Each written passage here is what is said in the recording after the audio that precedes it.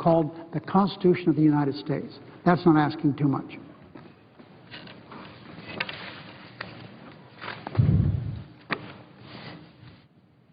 Abs of quorum. The clerk will call the roll. Mr. Alexander.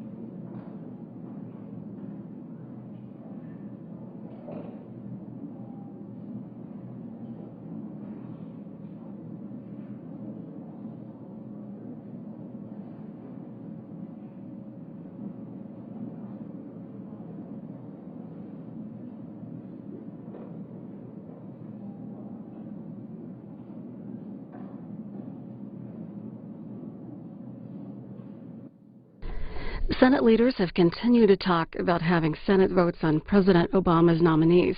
To bring you up to date, Majority Leader Reid has filed cloture to end debate on 7 nominations and is planning what's being called a joint session on Monday evening to bring all the senators to the floor, both Republicans and Democrats, to discuss it.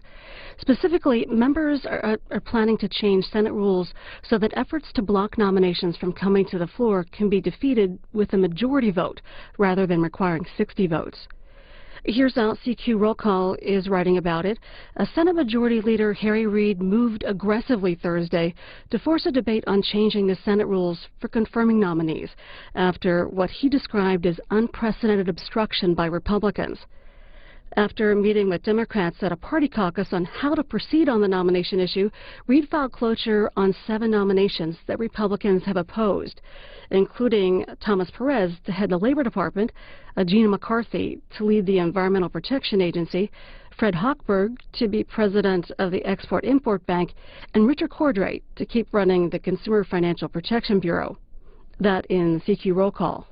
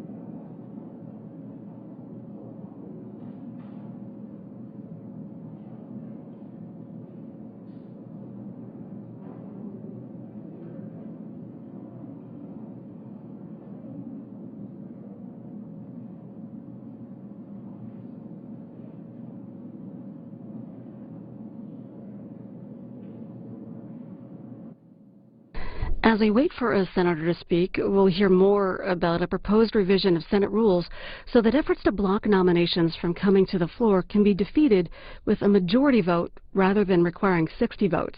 Here are Democratic leaders on the issue.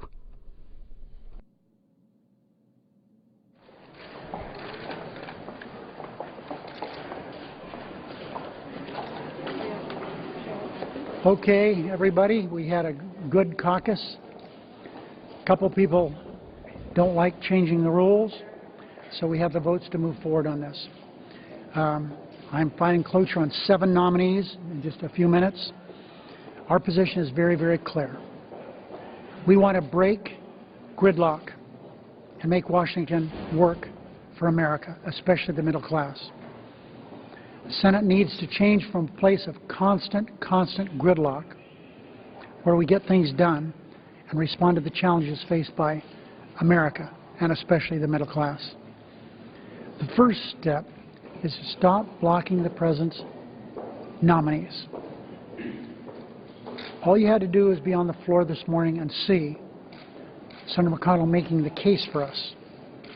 He said, well, we had nominees that were approved 98 to nothing, 97 to nothing. One was 100 nothing. Isn't that terrific? Well, what are you complaining about? Well, those nominees took months and months and months through dilatory tactics before we had a vote on somebody that they agreed with. 3 of the people that are my favorites on we're going to file cloture on is Cordray with the Consumer Affairs Department. They don't like that law. They don't like Dodd-Frank. So they're not going to let him have his job. But they said, we'll work out a compromise with you. What we'll do is re-legislate that issue. What we'll do is set it up so we can defund the agency, and then we don't have to worry about Richard Cordray. And NLRB, these people are tainted. There is not a single word in any record, any place, that opposes any of the 3 NLRB nominees. Not a single word.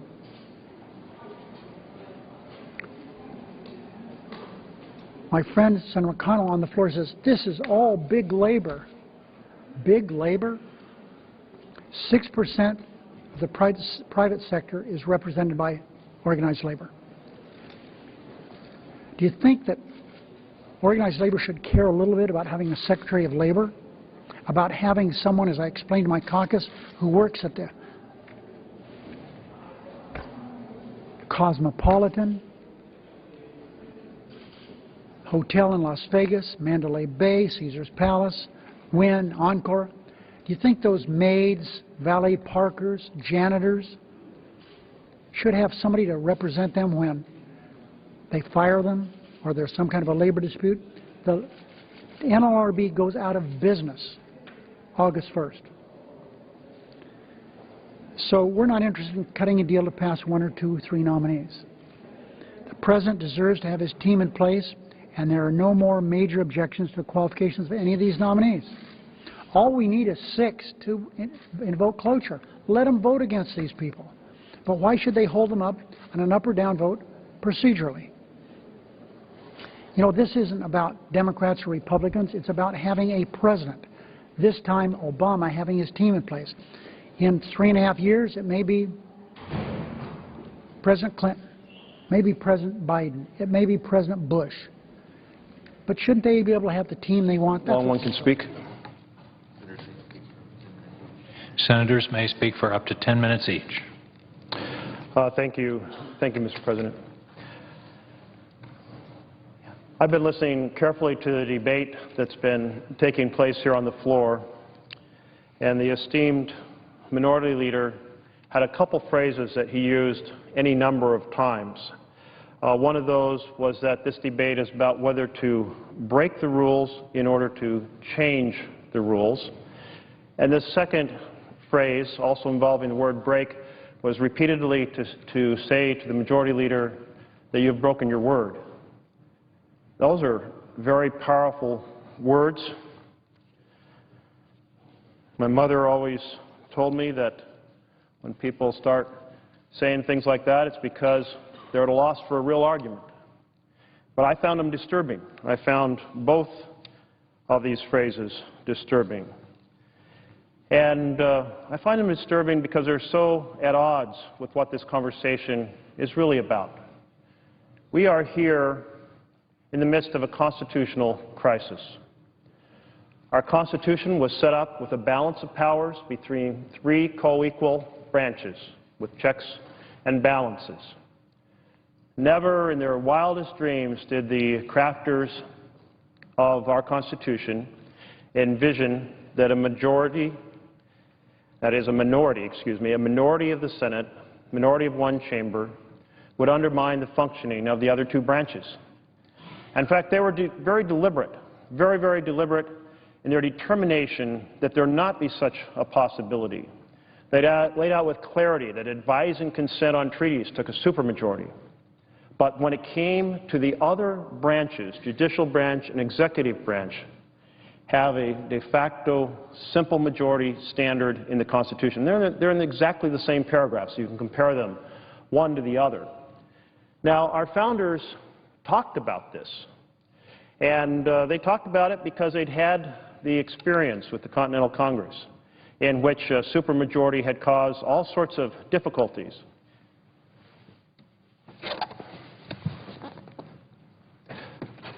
So I thought I'd remind us just a little bit about the framework that they laid out in the Constitution.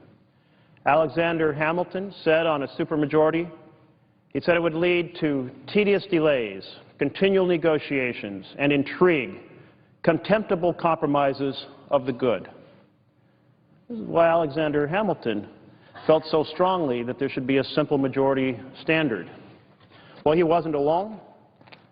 We have Madison, who wrote that the fundamental principle of free government would be reversed if a supermajority was a functioning principle. So we have this system of co-equal branches with simple majority votes on nominations as a check against extraordinarily ill-advised nominations by the executive branch. And indeed, that's been the tradition throughout our nation's history. Simple majority votes on a timely basis on nominations, interspersed by very occasional blockades put up by exercising the will to filibuster. But very rare use of that until the last few years. And indeed, it's just a few years ago that our Republican colleagues were in charge, and they were upset by a small number of filibusters by the Democrats on judicial nominees. And they came to this floor and they said that's not acceptable. And they reminded us of this constitutional history, of this constitutional framework. And they asked for a deal. And the deal they asked for was they wouldn't change the rules if Democrats wouldn't filibuster the nominations. And yet we don't see, and that deal was struck.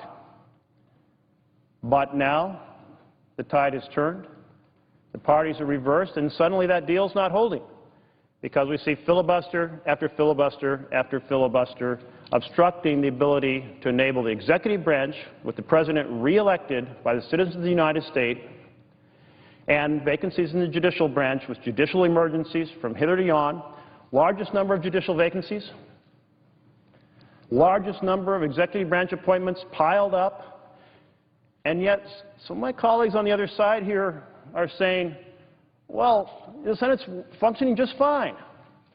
Well, about 8% of the American people think the Senate's functioning fine, and those 8% you have to recognize are just not paying attention.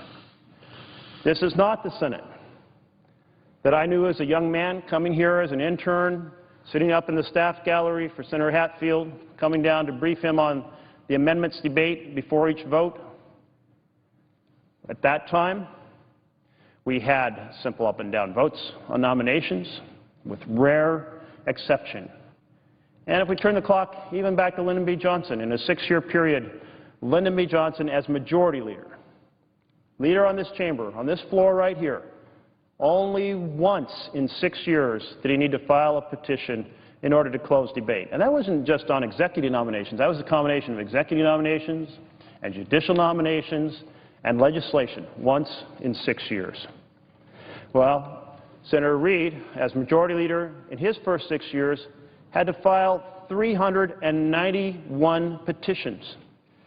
And this petition process is designed to take a long period of time, often up to a week, and indeed because it was envisioned that it would be used so rarely.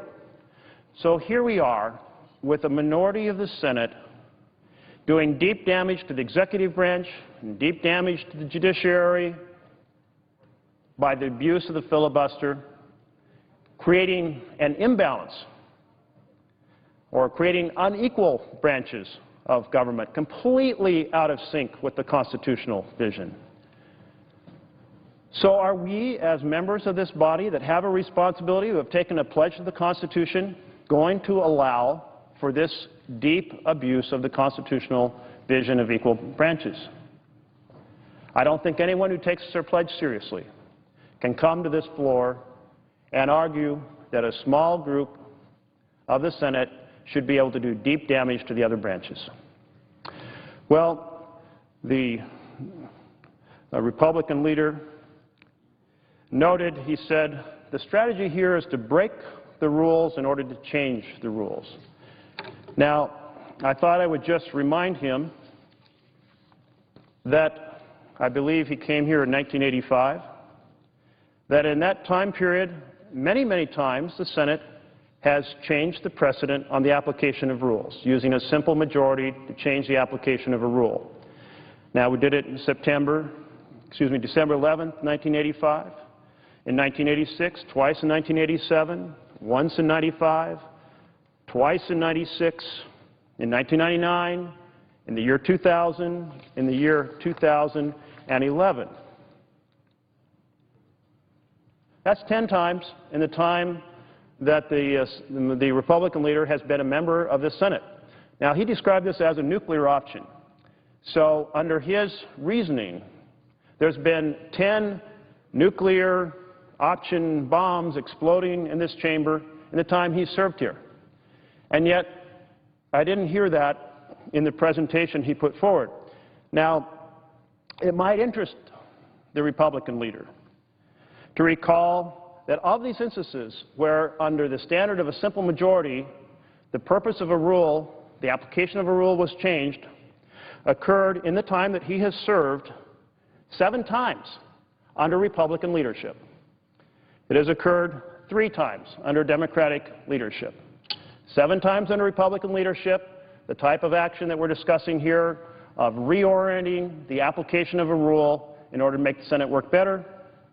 3 times under Democratic leadership. All of these during the time that he has served in this chamber. And so to come to this floor and talk about breaking the rules in order to change the rules, the Republican leader would have to go back and talk about those 10 times and explain how 7 of them happened under Republican leadership, but somehow that doesn't qualify to the same standard. I think it's important to get away from the overinflation of the rhetoric that's been put forward here. And the second piece that bothered me in this debate was to say that the majority leader broke his word. Now, I think everyone who's party to a deal understands there are 2 parties to a deal, and those 2 parties need to uphold their half. And so I would remind folks here about what the Republican leader's half of that deal was. I put it as a January pledge. This is the pledge made by the Republican leader on this floor of this chamber. He said Senate Republicans will continue to work with the majority to process nominations consistent with the norms and traditions of the Senate. Now, what are those norms and traditions? Those norms and traditions are that nominations are able to be voted on in a modest period of time with up and down votes. Now, if we should have any doubt about what the Republican leader meant by norms and traditions, we can go to the Republican policy document from 2005. So here we have the last major debate over the abuse of the filibuster. Democrats are in the minority, Republicans in the majority, and this is what the Republican policy argument said, and I quote, "This breakdown in Senate norms is profound. There is now a risk that the Senate is creating a new 60-vote confirmation standard. The Constitution," and again I'm quoting through all this, "the Constitution plainly requires no more than a majority vote to confirm any executive nomination. But some senators have shown that they are determined to override this constitutional standard." And so I'll stop quoting there for a minute and just note, very clear delineation of the constitutional standard during the time the Republican leader was here in this chamber, 2005, not so many years ago. But the document goes on to say, if the Senate does not act to restore the Constitution's simple majority standard, it could be plausibly argued that a precedent has been set by the Senate's acquiescence in a 60-vote threshold for nominations. And the document goes on to talk about the role in the Constitution of advice and consent.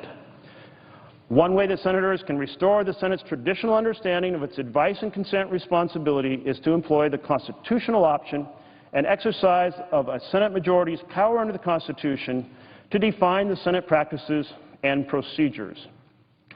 Exercising the constitutional option in response to judicial nomination filibusters would restore the Senate to its long-standing norms and practices. So if we want to know what norms and traditions meant on this pledge in January, it's all laid out here in extensive detail in the Republican policy document, and it's laid out in the history of the United States. It means a modest amount of time to have a vote after a nomination comes out of committee with a simple up and down vote with rare exception. But that's not what we've had. And so I would ask the Republican leader to let's have a discussion about our constitutional role, much like the debate that the Republicans led in 2005. Because otherwise we're just casting aspersions. And the citizens looking in wonder what happened to that great deliberative institution, the Senate. So this standard of processing nominations according to the norms and traditions of the Senate did not materialize after January. Within days, there was the first ever in the U.S. history, filibuster of a nominee for defense secretary. And ironically, that nominee was a former Republican Senator Chuck Hagel. Within a short period of time after that, we had a letter from 44 senators saying they would not allow a vote on any nominee for the Consumer Financial Protection Bureau. Any nominee, that's the advice and consent role embodied in the Constitution that calls for a simple up and down. They're going to use a filibuster to oppose any nominee regardless of the person's qualifications. That's actually using the filibuster in a whole new way to basically say we don't have the votes to undo the Consumer Financial Protection Bureau, which, by the way, is charged with stopping predatory practices that undermine the success of families. But indeed, instead of trying to get rid of this institution that protects families, I'm not sure where family values fits in there, we are instead going to prevent anyone from exercising leadership and being in the director's chair at the CFPB. So I'll conclude with this. I see my colleague is waiting to speak. Let's recognize that the deal laid out in January just didn't work. It didn't work. It doesn't make sense to keep saying who didn't make it work. Certainly, from my perspective on this side of the aisle, this issue of continuing to work to process nominations according to norms and traditions didn't work. My Republican colleagues have a different concept of how it didn't work. But at the heart, as they acknowledged in 2005, as they argued in 2005, there is a constitutional vision for the use of advice and consent, and that constitutional vision is in deep trouble. It is not permission for one co-equal branch to undermine the other two branches. That is why the members of this body need to have this debate. That's why I'm here on the floor now. And it's why we need to wrestle with restoring the role of this Senate, the proper role in the nomination process. Thank you, Mr. President. Now I yield the floor to my colleague. Mr. President. Senator from Alabama. Mr. President, we are in an unpleasant time indeed here in the Senate, and I hate to see it happen. This is a robust body. We're at each other. We defend the interests of our constituents and try to advocate for the values that we share. And it's a contentious place, and we usually work our way through this. I would just say that there's no reason we should be at this point today. I do believe the majority leader has been abusing the powers of his office. I remain dreadfully concerned and firmly believe that this consistent practice of using the tactic of filling the tree to keep members of the Senate from having a vote is an abuse maybe even larger than the issue we're dealing with today. In fact, it is larger.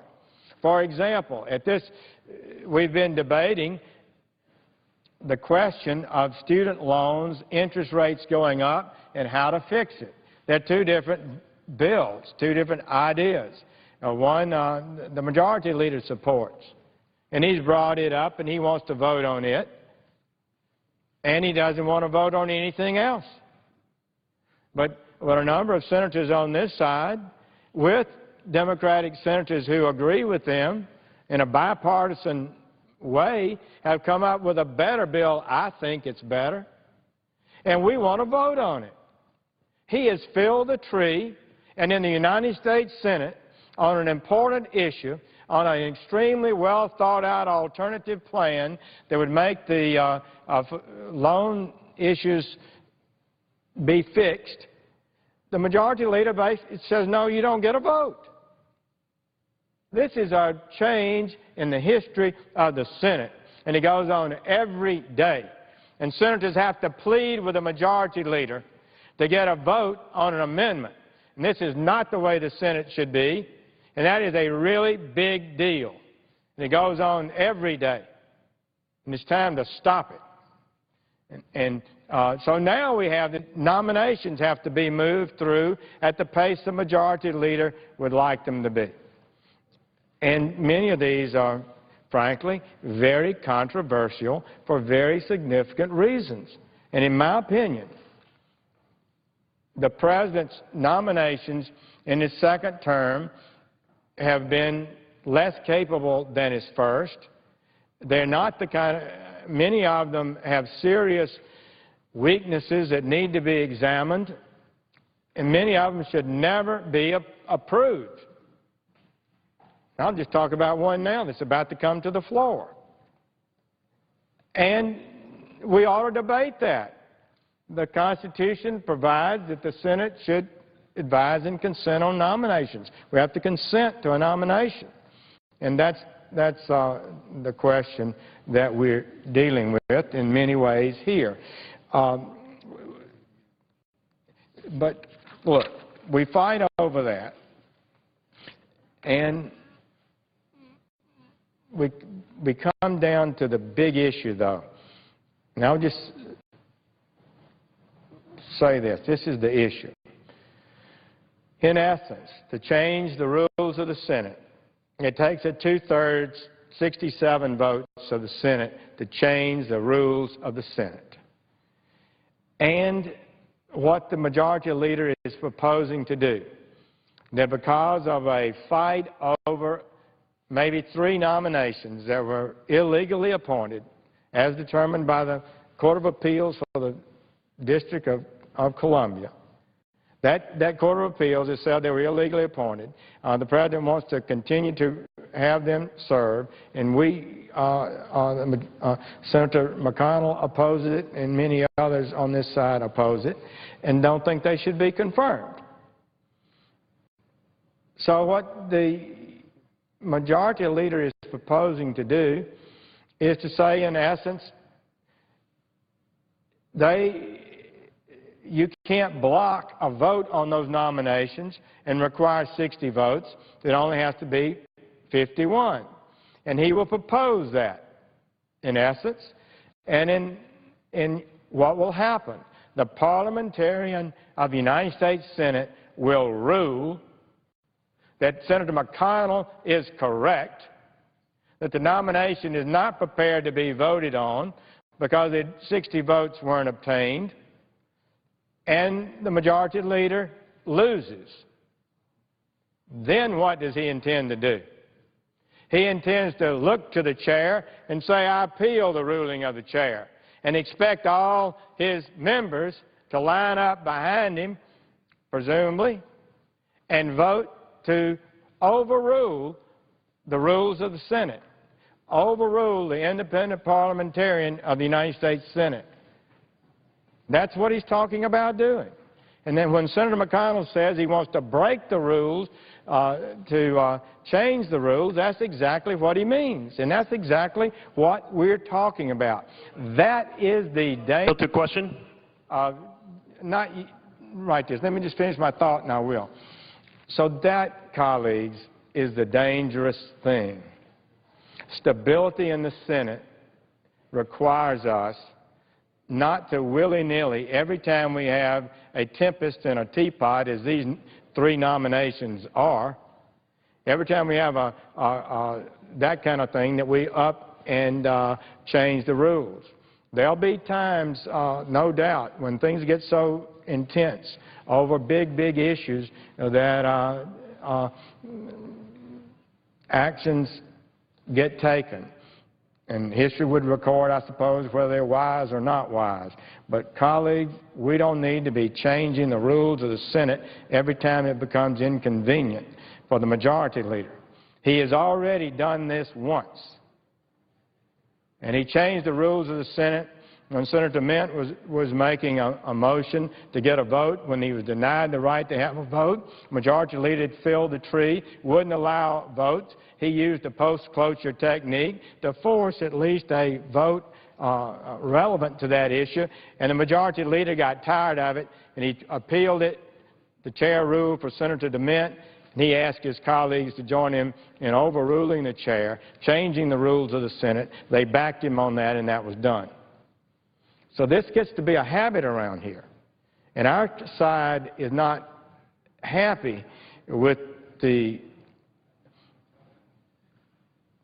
power from the top, from the majority leader, and how it's impacting everyday life in the Senate. And we're not going to go quietly on this one. It's just a big deal, and the Senate should avoid it. So therefore, I am pleased that at least we'll have some sort of conference Monday in which we can talk about the issue openly amongst ourselves and see if we can avoid what could be a serious constitutional crisis. I believe we need to cool our heads down a bit and understand that the nature of the Senate is the majority does not get everything it wants. I was here, and I remember how the judges' situation developed. This is what happened. Judges had traditionally not been filibustered. There's been a few attempts or efforts at it to delay votes and that kind of thing. People were held up. But systematic filibusters were not at all part of the tradition of the Senate. So after President Bush was elected in 2000, the Democrats went to conference, in a retreat somewhere in the neighborhood, and there had Marsha Greenberger and Lawrence Tribe and Cass Sunstein, 3 big-time, well-known liberal lawyers and professors, and they came out of the retreat and announced, we are changing the ground rules of confirmation. And 8 out of the first 11 nominees President Bush nominated to the courts of appeals, they filibustered. Highly qualified nominees, men and women of great skill and ability. No basis to oppose them on merit. And it went on for 2 years or more, and others were being blocked. And as a result, then Leader Frist threatened this kind of event. And at the end, cool heads prevailed, a compromise was reached, and what happened was, we said the agreement was we would not filibuster federal judges unless extraordinary circumstances existed. Normally, we would give an up or down vote to federal judges. And that's the way that was settled. Well, I would say, with regard to the nominations we're looking at now, these 3 illegally appointed nominees are pretty extraordinary circumstances. We shouldn't sit here and go quietly when the President of the United States, without any legal basis, in my opinion, makes a recess appointment to avoid the confirmation process and now whines when we object to these people being confirmed after the court has held it was illegal. After they were in office, after the court ruled they were illegally appointed, they continued to sit and continued to vote on issues important to America. They should not have done that. They should have followed the court's order, even if they previously thought they were legally appointed, which they weren't pretty clearly from the beginning. It was never close to being a legitimate recess appointment. Well, I'm worried about this. Hopefully, cool heads will come together and work this out. With regard to the traditional norms of the Senate that Senator McConnell talked about, since I've been in the Senate and long before, holds have been put on nominations. You don't move a nomination so you get questions answered relevant to their appointment. Nominations just don't go smoothly and get voted the next week. There are a lot of bases for that. And what was the breaking word question was, this was raised at the beginning of the year. And these issues were discussed. And an agreement was reached. And as part of the agreement, Senator Reid said he wouldn't use a nuclear option if the Republicans agreed to certain things, and an agreement was reached. Senator Lamar Alexander and John McCain and others were in on the agreement, and an agreement was reached. Senator Merkley openly says now, well, the agreement just didn't work. Well, there's an agreement out there. It was agreed to. And Senator Reid is now changing that agreement, changing the commitment he made in exchange for getting concessions from this side. This isn't a breaking of a word like, you elect me majority leader and everything is going to be sweet and nice. This was a negotiated agreement of great intensity. Senator Merkley was ably involved in the discussion of it, and several other senators were, and an agreement was reached. And the essence of it was, concessions were made by the Republican side, and the Democratic leader accepted those concessions and said he wouldn't use a nuclear option. Now he's threatening to use a nuclear option. Look at this nomination. We're supposed to have it before today, maybe in committee. They determined to move it through. This is the man to be the director of the Alcohol, Tobacco, and Firearms, a highly important agency. Mr. Jones, he, as the United States Attorney in Minnesota, dealt as I was the United States Attorney for 12 years. Your closest agency you deal with is the FBI, and you have to deal with them on a regular basis. They know how well you do your job. They know whether or not you're functioning well, and there's a good relationship normally, and you try not to be critical of one another. All right, this is what Mr. Oswald, the former special agent in charge of the FBI, wrote about Mr. Jones. Quote, as a retired FBI senior executive, I am one of the few voices able to publicly express our complete discontent with Mr. Jones. Mr. Jones's ineffective leadership and poor service provided to federal law enforcement community without fear of retaliation or retribution from him, because he's no longer in office. He doesn't have any fear. He's telling the truth, he says. He goes on to say, quote, that he felt morally compelled to make the committee, that's the U.S. Senate Judiciary Committee, aware of Mr. Jones's atrocious professional reputation within the federal law enforcement community in Minnesota's Twin Cities area, close quote. This is a guy they want to promote to head the Alcohol, Tobacco, and Firearms. The letter describes the frustration of with Mr. Jones's, quote, ineffective leadership, his lack of concern about matters and issues brought to his attention by each of us, close quote. Each of us meaning the other federal agencies, like the Drug Enforcement Administration, the Secret Service, or the IRS. Quote, our common dissatisfaction with Mr. Jones's poor leadership, pathetic interaction, and insufficient prosecution support was the theme of many discussions during my tenure. He consistently reacted defensively and often spoke to us disrespectfully and occasionally with disdain," close quote. Then he went on to note that after he became United States Attorney in Minnesota, they prosecuted significantly less cases of every type. 40% fewer defendants were charged in 2012, and Mr. Jones was the U.S. Attorney, than the previous year, because he wouldn't prosecute the cases. And the federal investigative agencies were up in arms about it. And this retired SAC tells the truth. I think he should be listened to, but President Obama is determined to make him the head of the ATF, involving leadership of gun enforcement, firearms, and weapons charges all over America. We've already had the Fast and Furious scandal. So shouldn't the Senate ask questions about this? Should we rubber stamp this? Well, they're rushing it right through committee, trying to do it right now.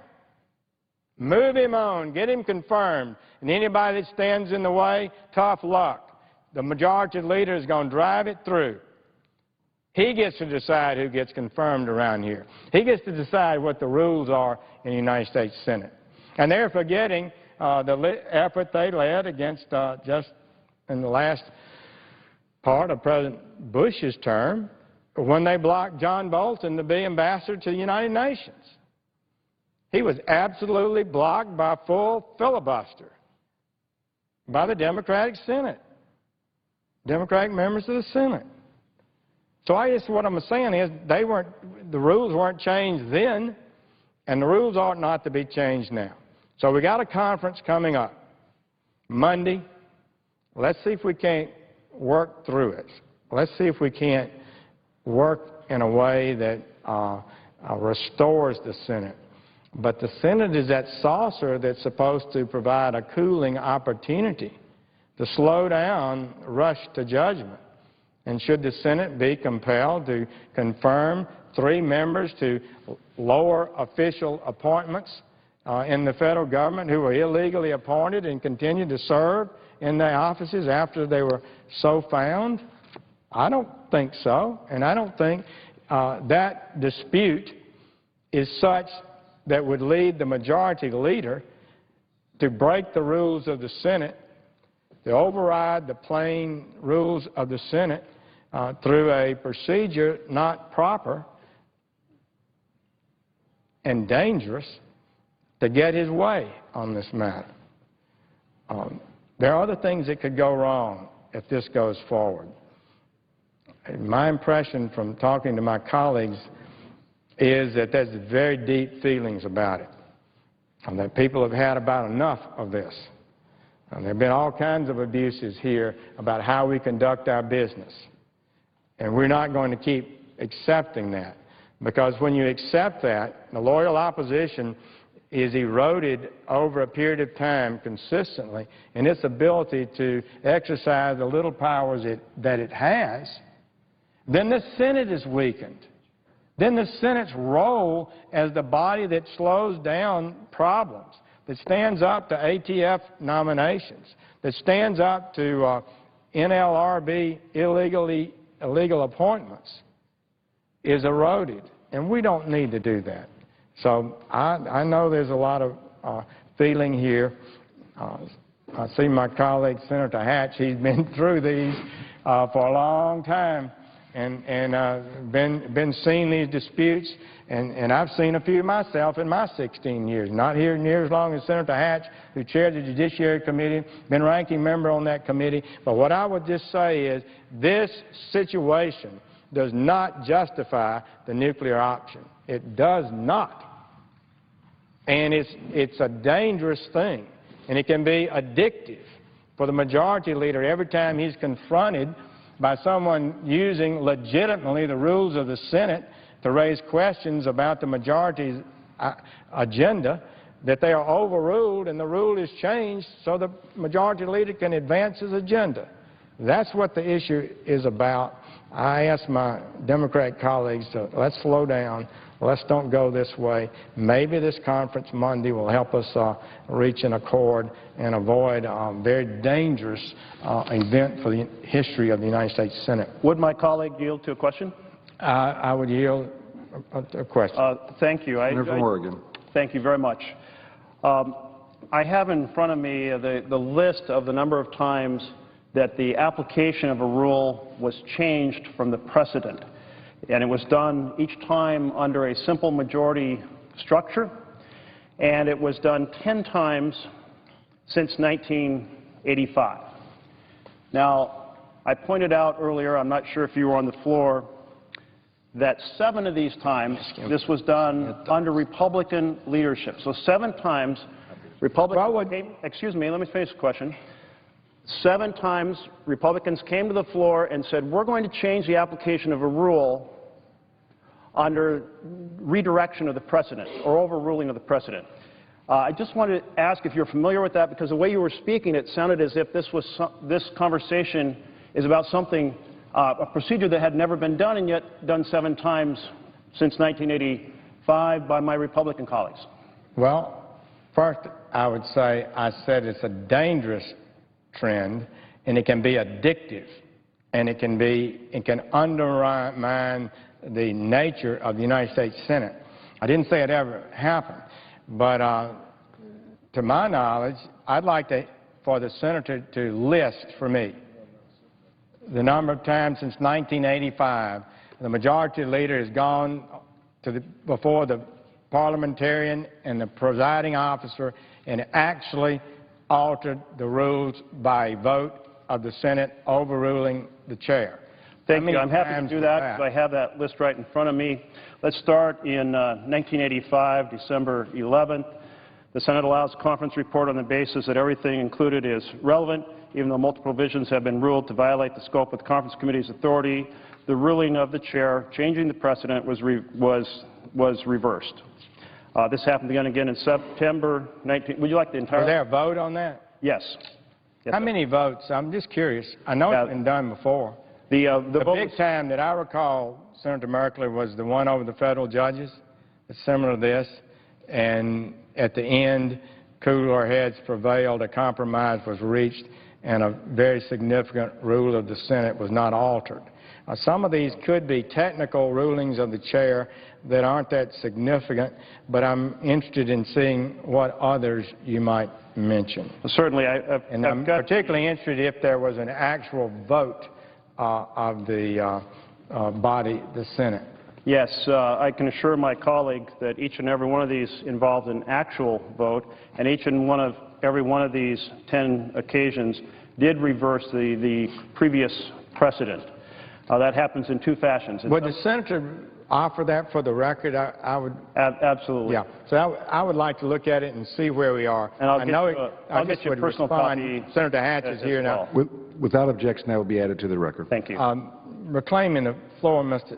President, I think I appreciate the senators sharing that, and we will study those.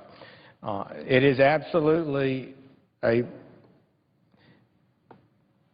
practice that can occur, but it's a very dangerous practice.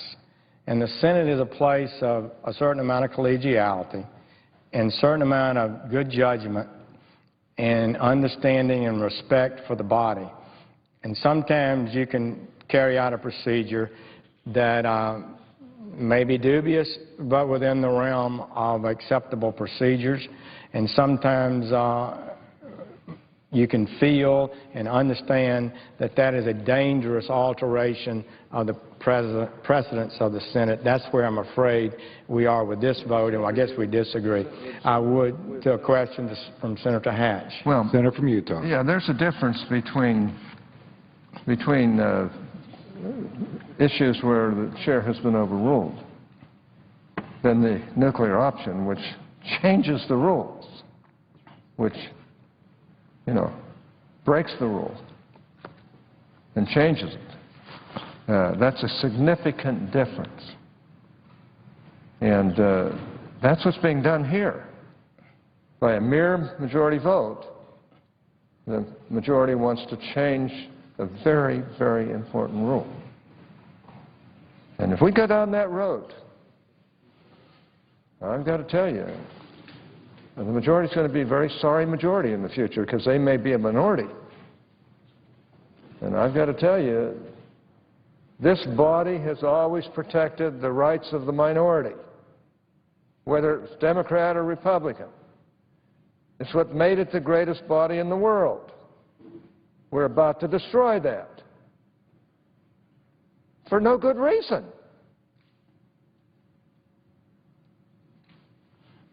If you look at... Mr. President, I'd be pleased to Senator from Alabama. yield to the senator from Utah and look forward to hearing his remarks. He's a man of great expertise in this particular issue. I thank my colleague. Mr. President. Senator from Utah. Let me just say that there are differences in how the rules are interpreted from time to time, and from time to time the chair has been overruled. I've been here when it has. I've only been here 37 years, and I've never seen anything like this in the whole 37 years. And I've got to tell you, this is a dangerous, dangerous thing to do. And I predict that if our colleagues on the other side, all of whom I care for, if they do this, they are going to rue the day that they did it. It's just that simple. And they can say, oh, well, it's just an eensy-teensy little change. It's not. It's a monumental change. And there's going to be a tremendous price paid for it to the detriment of our country. It's just that simple. And certainly to the detriment of the United States Senate, the greatest deliberative body in the world. It's hard for me to understand over two NLRB partisans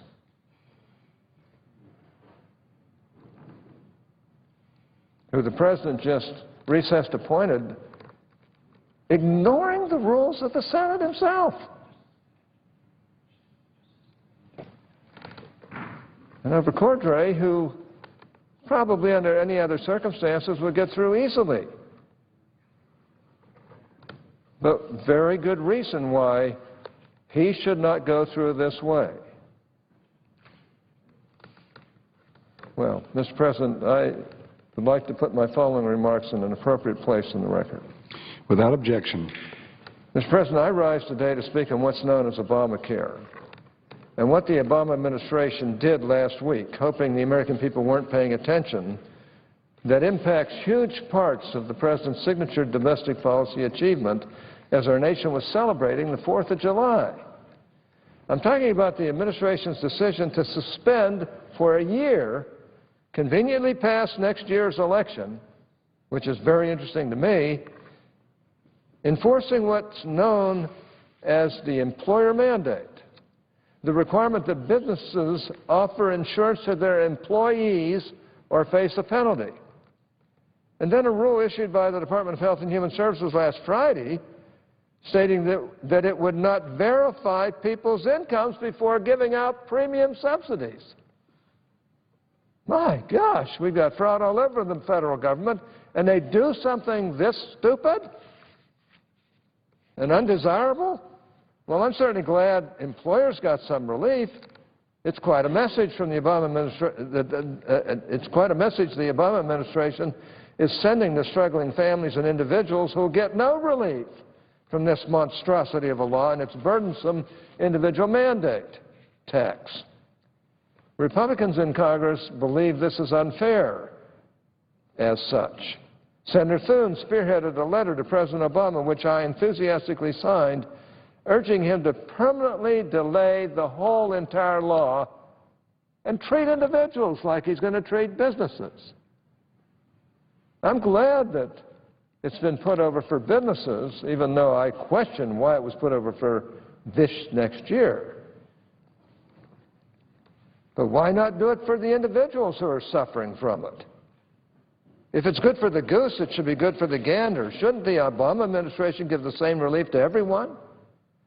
Furthermore, I might point out that we've always known this law was a budget buster. With the employer mandate delayed, I've joined with a group of Republican committee leaders in the House and Senate asking for the Congressional Budget Office to get us an updated cost estimate of the bill. I can't say what CBO will find, but I have a feeling that Obamacare's price tag will continue to soar, and it's already off the charts. Everybody knows it's an abominable bill. And that includes Democrats as well. Mr. President, what happened last week is just the latest in a series of confirmations that the President's health care law is simply not ready for prime time. And unfortunately, it is the American people who pay the price for the largest expansion of government in generations. They'll pay the price through higher taxes. They'll pay the price through higher health care costs and insurance costs. They'll pay the price with more and more government regulations and debt. They'll pay the price when they are forced onto what are called, quote, exchanges, unquote, that are simply not ready and unlikely to be ready in the near future. This law that was jammed through Congress on a purely partisan vote is simply too big to work. The lesson is that asking government to do this much, what those of us who fought it tooth and nail said at the time would amount to a government takeover of 1/6 of the American economy, will not succeed and cannot succeed. So that's a lesson the Obama administration doesn't seem to get. Doubling down on selling Obamacare that is less popular today than when the President signed it into law. In fact, the White House is rolling out a massive multi-billion-dollar PR campaign using taxpayer dollars to try to convince the American people that it's all the administration promised, shaking down the health care industry, professional sport team, and movie stars in the process. When's it going to end? What's the matter with this administration?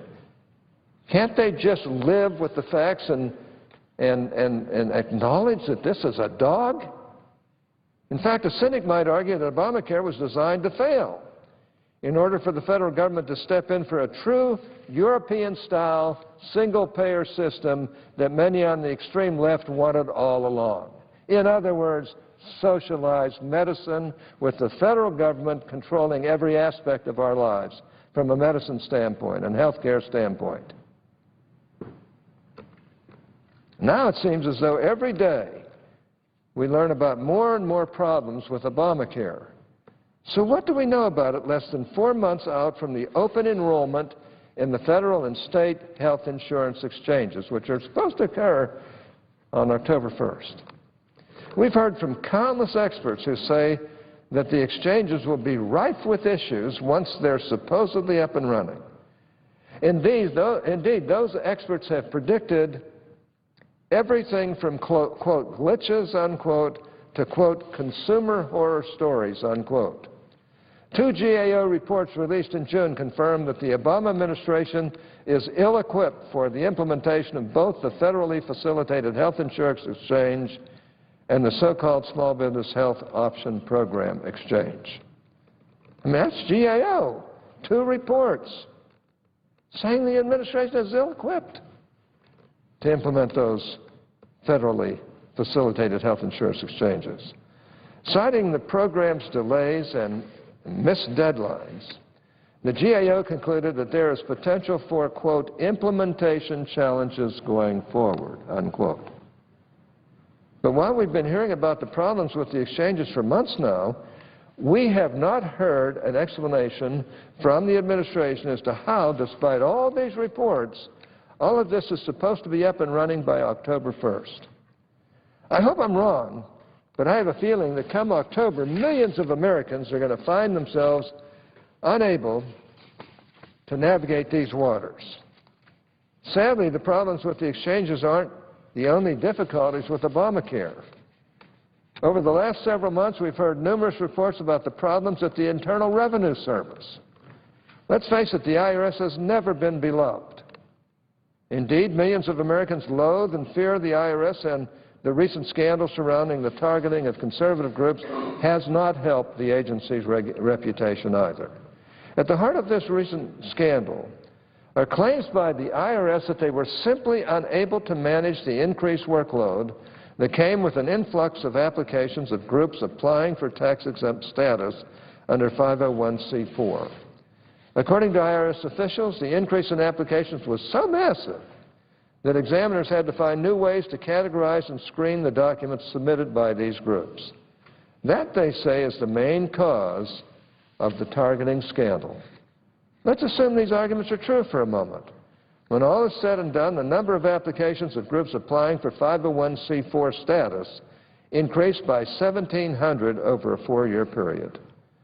The IRS was apparently so flummoxed by an increase of less than 2,000 applications that it had to resort to inappropriate and potentially illegal measures. Give me a break. Mr. President, if this is true, the country is in real trouble.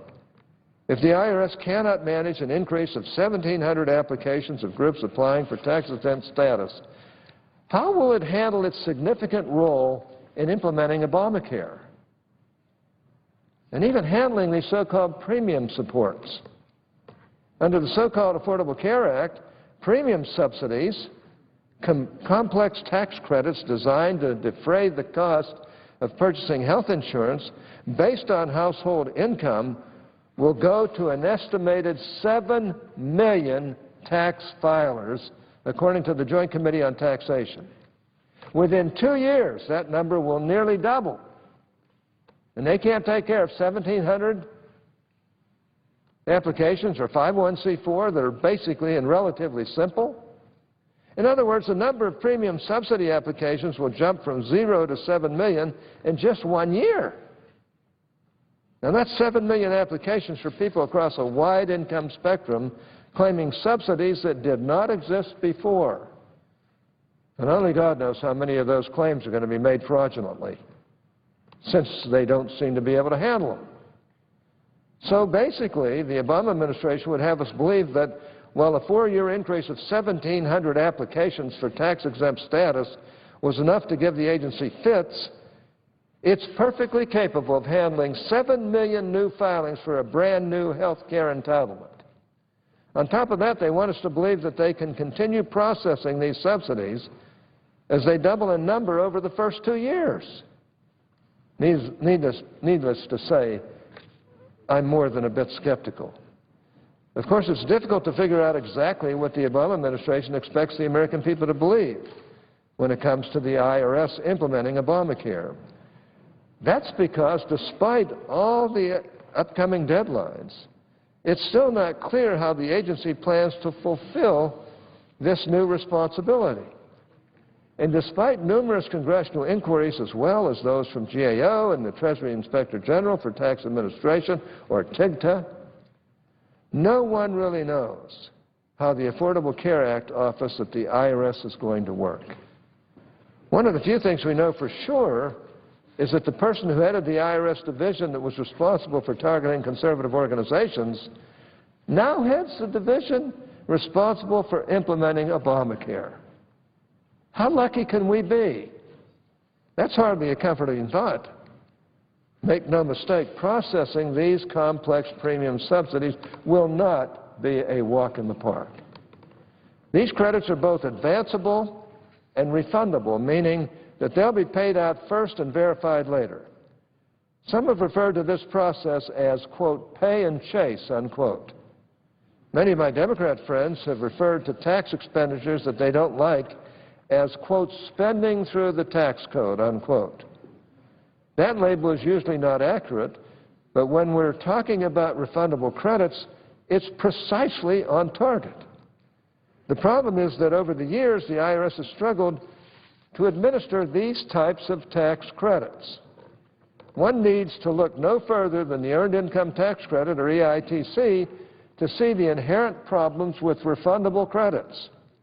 In a report issued this past April, TIGTA found that 21 to 25% of total EITC payments were improperly given out. Now, if you assume that same percentage of improper payments will apply to the $1 trillion we'll spend on Obamacare premium subsidies, which is fair due to the fact that the IRS has no way of verifying household income, and now the Department of Health and Human Services said it will not even try to verify a person's income, we could be looking at $210 billion to $250 billion in improper payments over the next 10 years. When's it going to end? When are the taxpayers going to get a break? This administration doesn't seem to know how to get us there. Some of that will be the result of fraud. Some of it will simply be due to filing errors. Either way, if the IRS's track record with refundable credits is any indication, we're looking at hundreds of billions of dollars in improper payments when it comes to the Obamacare premium subsidies. And now with the Obama administration abandoning any income verification, we are left with a policy that's a little more than an honor system for hundreds of billions of dollars of premium subsidies. I'll say it again.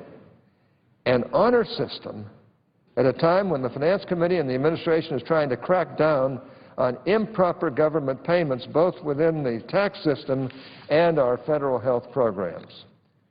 Mr. President, if the definition of insanity is doing the same thing over and over again, expecting different results, then this is the definition of insanity on steroids. Couple that with the already soaring price tag of the subsidies, and we've got a disaster on our hands. In his fiscal year 2012 budget, President Obama put the cost of the first year of premium subsidies at nearly $16 billion. In his most recent budget, that number soared to nearly $22 billion without any additional explanation. Why are these costs going up? There are a number of possible explanations. For example, there's the fact that due to the costs imposed by Obamacare, more and more employers are opting to drop coverage, pushing more and more people into the exchanges, subsidized by these very same tax credits. At the same time, we know that in order to avoid providing health care benefits, many employers are moving employees into part-time work, which once again pushes more people into receiving premium subsidies in order to purchase health insurance. And of course, there is the looming fact that despite the President's claims that his health care law would reduce the cost of health insurance, the cost of insurance premiums has continued to skyrocket. All of these are potential explanations for why the estimated cost of the premium subsidies has gone up in the President's budget. As such, yesterday, a group of my Senate colleagues and I sent a letter to Secretaries Lew and Sebelius, just yesterday, asking for an in-depth analysis as to how much of a burden the new health insurance exchanges will be on the federal budget given the skyrocketing price tag of these premium subsidies. This is a reasonable question given the magnitude of America's debt. Between the dramatically increasing costs, the daunting task of administering these credits through the tax code, and now the fact that the administration is pulling back anti-fraud requirements, the chances for success are extraordinarily slim. As I said earlier, this law is too big, too cumbersome, too intrusive, and too costly to work. I've never supported it, and for good reasons. What is most disconcerting is that it is the millions of Americans who work hard every day to pay their bills, put food on their tables, and send their children to school who will bear this burden. For their sake, Mr. President, the best solution is a permanent delay of the whole law, not just that for the business sector, but for everybody.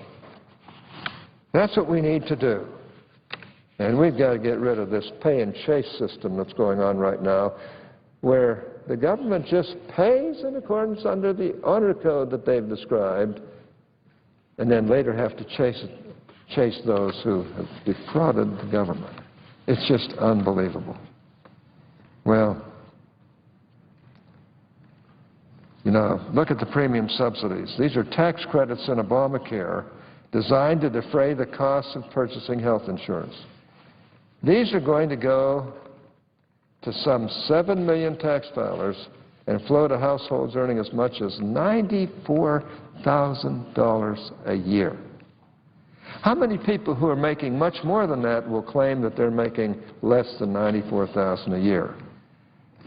Well, if we look at the past, there's going to be a lot of them.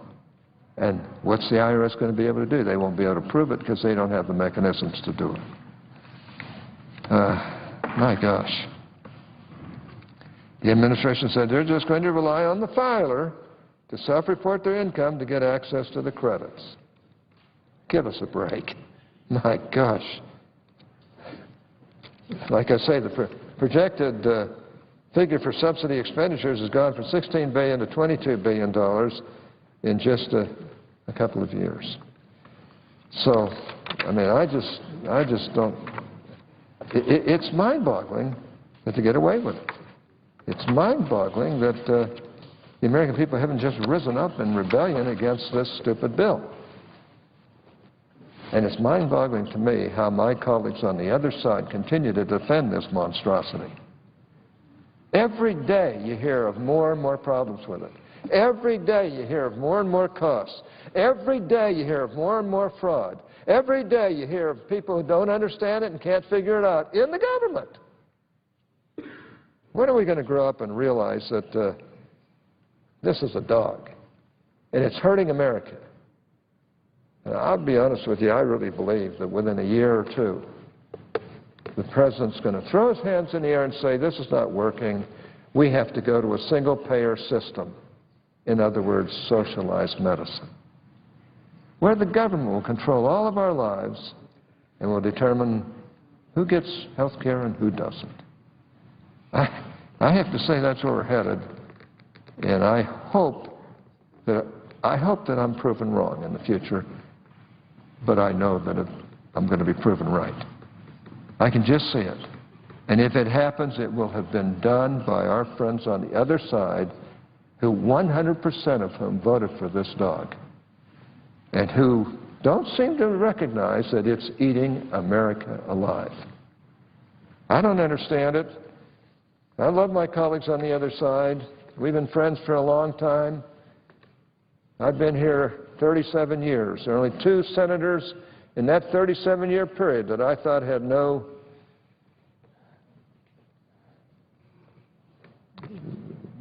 real reason to be here. I've loved everybody else, some more than others, of course. But the fact of the matter is, what's happening here has happened because of the Democrat side of this floor, and we've got to get some heroes over there to start standing up and saying, we're not going down that road. We're not going to become socialism revisited, even though many of their supporters want that. This is evident to anybody who looks at it. And when is our media going to wake up and realize that this is what's happening to our country and it's wrecking it? Now, on top of that, we have this absolutely idiotic desire on the part of my friends on the other side to change the rules, to break the rule, to change it. Mr. President, I yield the floor.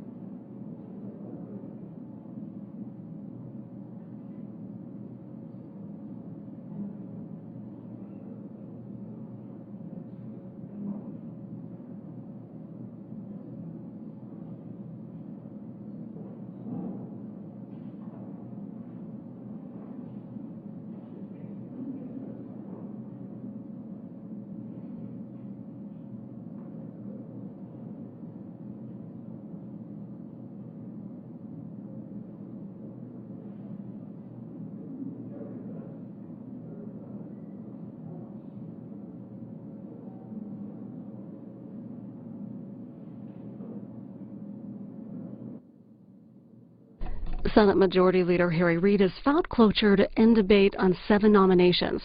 According to Senator Reid, the cloture votes to end debate on those nominations are not expected until Tuesday morning. The nominees that Senator Reid was talking about, Richard Cordray to continue to be a director of the Consumer Financial Protection Board, Fred Hochberg to be president of the Export-Import Bank,